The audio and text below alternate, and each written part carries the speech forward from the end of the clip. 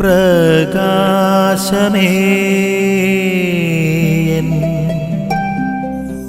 മിഴി തുറക്കുക വേഗം.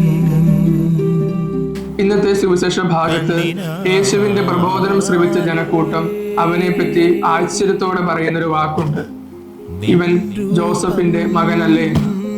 പ്രിയപ്പെട്ട മാതാപിതാക്കന്മാരെ, ഇത് നമുക്ക് മുന്നിൽ സുവിശേഷം വെച്ച് നീട്ടുന്ന വലിയ ഒരു വെല്ലുവിളിയാണ്.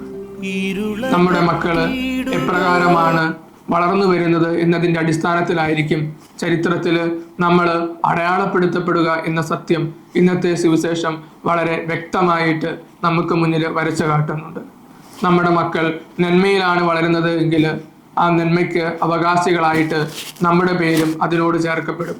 നമ്മുടെ മക്കള് തിന്മയുടെ പാതയിലൂടെയാണ് നടന്നു നീങ്ങുന്നതെങ്കിൽ ആ തിന്മയുടെ ഭാഗഭാഗിത്വവും നമ്മുടെ മേല് ചേർക്കപ്പെടും. നമ്മുടെ കുടുംബങ്ങള് നന്മയുടെ വിളനിലമായിരിക്കട്ടെ.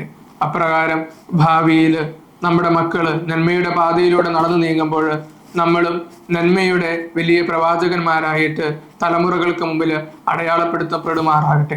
ആമേൻ. നിൻ വഴിയേ നടക്ക